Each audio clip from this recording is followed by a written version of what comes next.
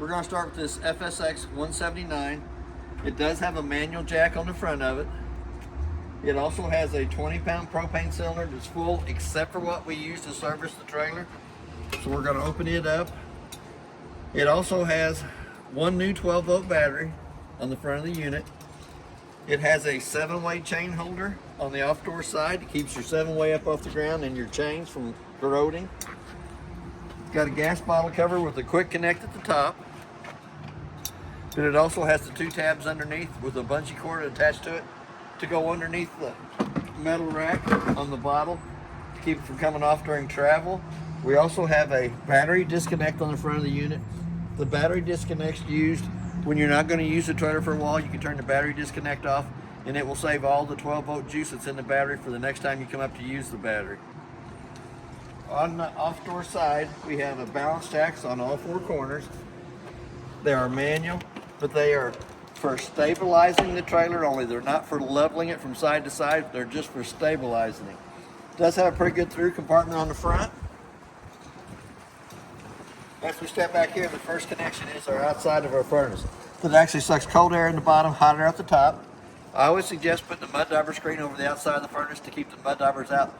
Once it's been lit on propane, for some reason they love that smell. They go inside there, they build their little dirt nest on the inside of the chambers, which causes your airflow not to be properly, which causes the furnace not to work properly.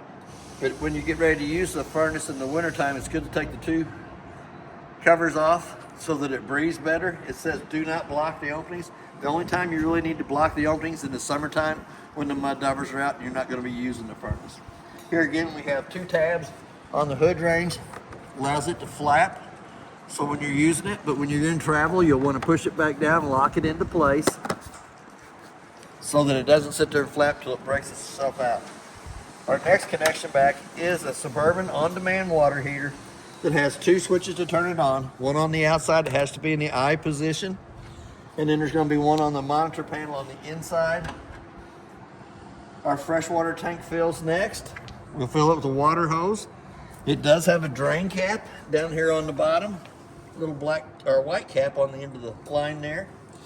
That's where you'll drain your freshwater tank. And the tank still has water in it because I want to show you how the Suburban on-demand water heater works on the inside too. Also has a city water connect that you can hook to with a water hose and regulator and never have to worry about filling the fresh tank. Work right off the water pressure going to the city water connect. Does have an outside shower that gives you hot and cold running water to the outside of the unit. Lug nuts on the trailer have been torqued at 100 foot-pounds. That's what's recommended on the side. The tires are air pressure, which is 80 pounds on the side of the tire cold. We also have a 30 amp power cord. It comes in, makes a quarter of a turn. Blue light indicates that it has 110 coming through it. There should be a blue light on the other end of the cord where it's plugged into. Right down below that, we have a black tank flush that you can hook to with a water hose and regulator, turn water pressure onto it. After you have your termination valves dumped, hook the water hose and pressure regulator to that, turn water pressure onto it. It has a little aerator on the inside of the black tank that spins around, cleans more of the toilet paper and debris out of the inside of the black tank only. On our termination valves, we have a 2-inch gray valve in the front, which is the kitchen sink, shower, and bathroom sink water. The 3-inch valve in the back is the toilet water only. So you'll have to have those open when you hook up to your black tank flush. Once you turn water pressure onto it, the aerator on the inside spins around and cleans more of the debris out of the black tank only. We also have a park cable hookup on the outside, so if you're at a park that has cable or at your house, you can hook your cable to this on the outside of your house, and then you'll have the same cable on your TV as you have at home. We also have our 2 low water drain points. The 2 low water drain points are used for winterizing and dewinterizing the unit. Second stabilizer jack, and they are stabilizer jacks only. We're going to come around to the back. It is prepped for a backup camera up top, and it is also prepped for a Lippert extendable ladder for going up and checking the roof. It does have a spare tire on the unit. It's been air to pressure. It's been put on with a wrench that it's torqued on, and it will get a new Parkland RV cover whenever the unit's sold. License plate bracket over here on the right hand side. We do have the Parkland sticker on it. Third stabilizer jack in here back. We're going to go into the outside kitchenette. It does have an outside refrigerator that is 110 only, has to be plugged into 110 for that to stay cold. But it also gives you a USB port on the outside out here. Also, right in front of that, we do have the 110 outlet for an appliance on the outside. We also have a quick disconnect hose down below the unit. So if you have an outside fish fryer, barbecue grill, whatever you got, you can hook your quick connect into that, turn the T-handle in line with the gas line, giving gas to the appliance that you're hooking to, and it will work off your 20-pound propane cylinder on the front. Here again, our lug nuts are torqued at 100 foot-pounds. That's what's recommended on the side. Then we also have a Meredith pressure, which is 80 PSI on the outside of them. We also have a JBL Bluetooth speaker on the outside. We're going to step right past the steps for a minute. We're going to come right up here in this front compartment. It does have a manual crank handle for the stabilizer jacks on all the corners. That is a big through compartment, so you can add a lot of stuff inside of there. That is a big through compartment. We're going to go back to the front door. Usually your handle is over the door, hold it in place. So we're going to lift it up, slide it over, lock it in. Steps will fold out. Lift up, slide it out, grab the handle in the center. Pull the steps out. We're going to go inside the unit. As we step into the unit, we're going to come up to the monitor panel. We do have a big flip switch on the inside that is our ceiling lights throughout the unit, and they do have a dimmer switch on them so you can dim them out. We're going to go all the way back up to the very tip top. You can check your battery life, shows you the battery's fully charged. To get an accurate reading on the battery, you need to have the 110 line unplugged and then check the battery. That will give you an accurate reading of how much juice is in the battery when you come to it. Our second one is the fresh tank fill. Fresh tank still has 2/3 in it, so we can show you the Suburban on-demand water heater. Black tank is your toilet water, shows that it's empty. Gray tank is your kitchen sink, bathroom sink, and shower water. It shows you that it's empty. We do have a pump switch on the left-hand side. When we turn it on, it illuminates red, primes the pump up to 41 pounds of pressure. Our second one is the awning lights. It's underneath the awning on the outside. And then our third switch turns all the rest of the lights in the unit on. Lights them all up. So we're going to come down to the awning switch. We're going to run it out. Might have to pull that door back, just not, it's going to clear. We do have enough room in here that we can run the awning all the way out.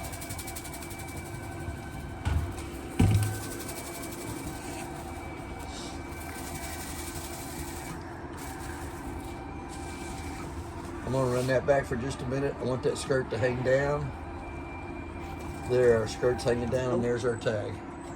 Each one of the arms has a pinch point at the bottom arm that you can pull down against, and we'll put the pitch of the rain going off that, whichever one you push down on, push the pitch of the rain going off that corner of the awning.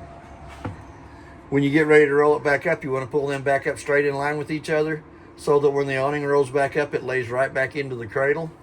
And it's one of the most expensive parts that you're going to put onto the unit, so we're going to go ahead and we're going to run it back in. It just takes a minute for it to put it up or to take it out.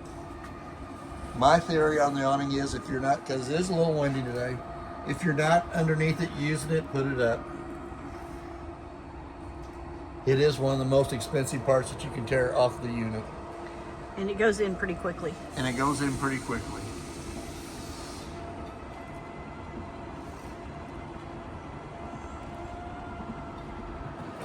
There you go. It also has the JBL Bluetooth system on here that has a speaker on the inside and a speaker on the outside. We also go down to the master bed.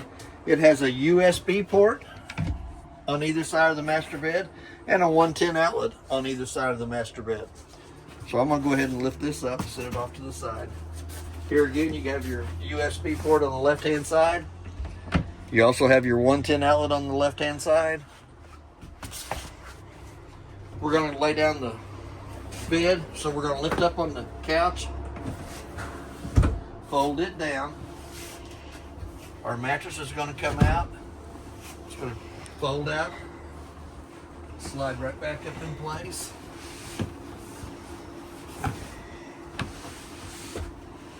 And then 110 outlets are accessed from either one of the cubby holes on the side or your USB port.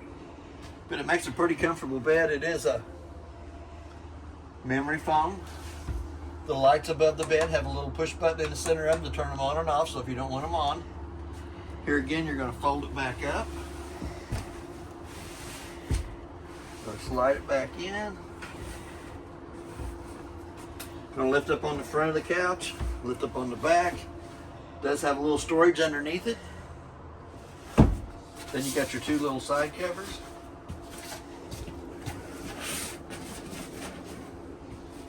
We do also have a fire escape window on the off-door side. Pretty simple to use. It has a little red tab on the screen that pulls the screen loose from the window.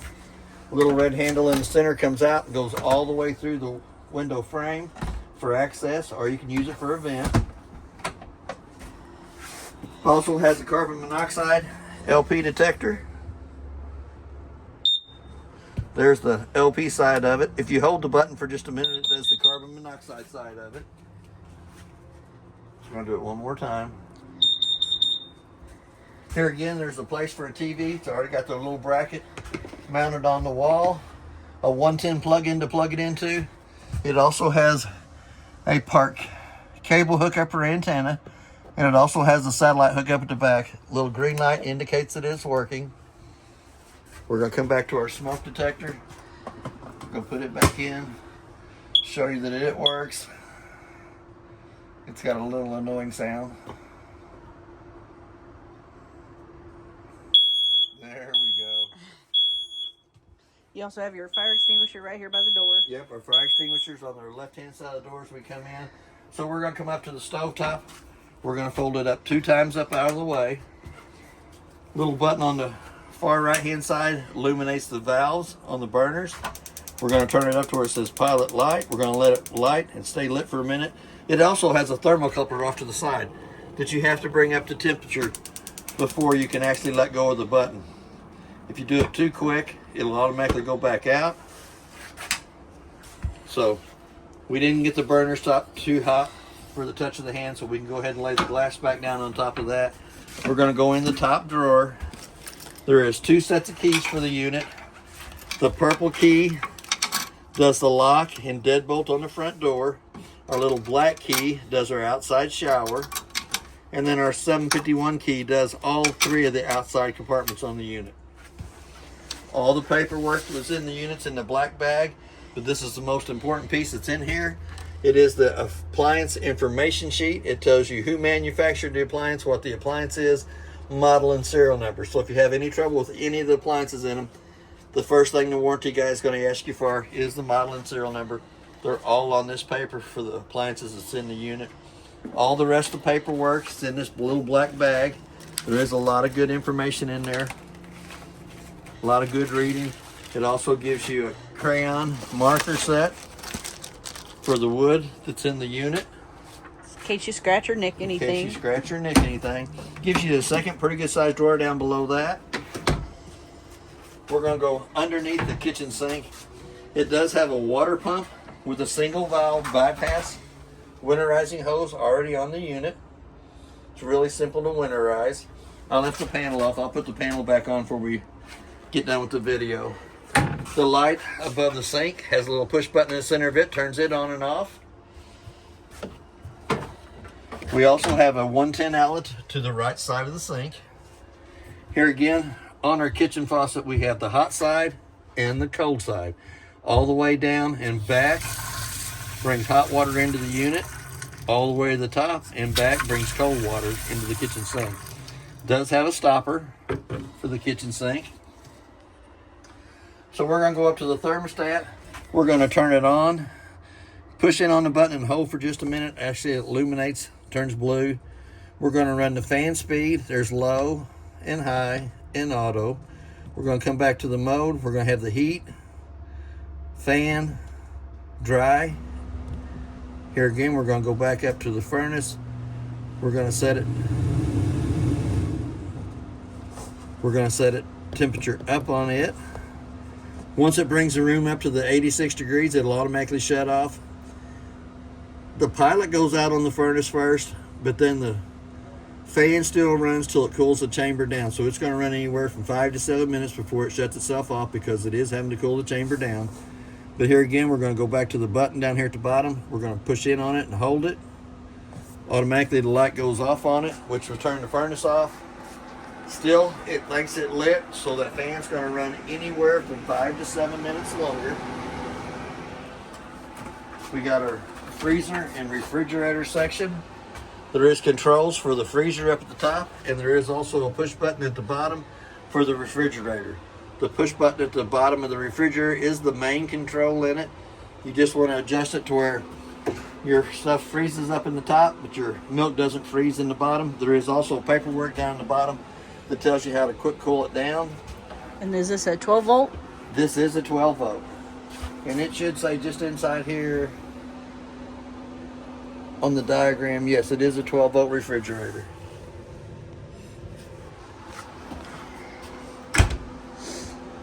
Doesn't open from both sides, just opens from the one side.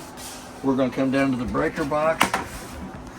The breaker box is marked from the left to the right exactly what each one of the breakers is. Our 12 volt fuses on the right hand side are from the top down. It tells you exactly what they are, and one of them is a 12 volt fuse for the refrigerator. We'll also have a red light off to the right hand side, that anytime one of the 12 volt fuses blows, it will have a red light off to the right hand side of it. And it can also be seen through the vented window on the front of the breaker box cover. Now we're going to go into the master bathroom. In here we also have a 110 outlet to the right side excuse me, of the bathroom sink that is also GFCI protected. We're going to come over to our Suburban on-demand water heater. The little light switch off to the left-hand side illuminates the lights behind the mirror. So we're going to come down to the Suburban on-demand. We're going to turn it on. We're going to set the temperature. Let's go up 106, which is Patty's favorite temperature. Well, we'll go back up. Then when we turn the faucet on the left-hand side to bring hot water into the unit, here automatically it shows the sprinkler on the left-hand side. It shows the fan showing that the water is circulating through the hot water heater, and the little flame on the right-hand side shows you that it did light. Then it brings it up to whatever temperature you have it set for. You can also change it from Celsius to Fahrenheit. We'll always go back to Fahrenheit. You can dial your temperature up. And when you're using the Suburban On Demand, you have to figure out what your temperature is that you like to take a shower. Run the hot water only, and it will bring it to the temperature whatever you have it set to. But it'll go up to 122, which is kind of hot. But anytime you're calling for demand on the hot water heater, it is putting out hot water. Here again, it'll show you that it had a sprinkler on the left-hand side showing your water coming through the faucet.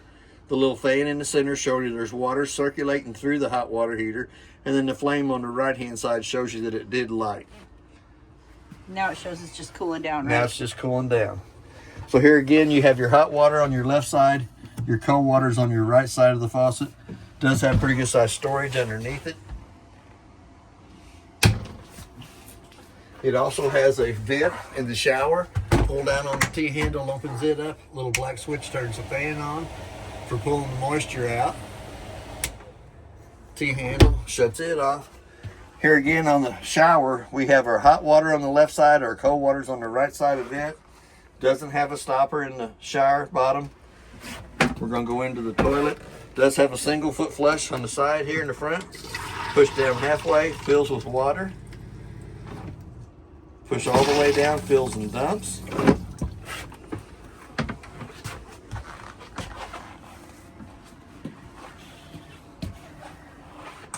Does have a little push button in the center of the light if you wanted to turn it off. Just leave the back light on behind the mirror for like a little Nightlight kind of thing.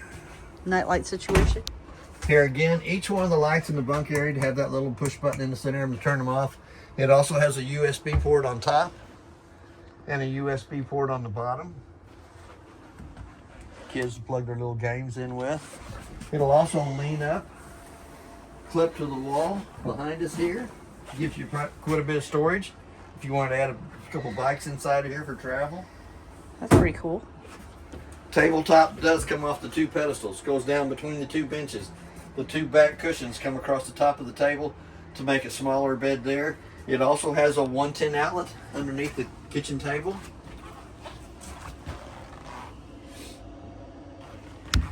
It also has storage on each side of the bench seats. I can't get it open with my left hand. There we go. Does have quite a bit of storage up above too. You can add a lot of little snacks up in there. I did better with that one. A lot of little snacks in there. It is also a fire escape window. Red handle indicates that it is, since this is a bedded area. Got to have a fire escape, even though it's close to the front door. It slides open, screen comes open for an access out here for the two kids. We're going to slide it back over, close it in place. It does have the dark out shades on both bedroom windows. Does have a mini blind here in the kitchen area, since it is close to the cooking area. Quick cool down on the AC comes right out of here. Brings all the cold air down into the living room kitchen area. If it gets too much, you can always close it back off, but I always leave it wide open. That is basically everything on your unit. If you have any questions, I'll try to answer them the best that I can, and thank you for your time.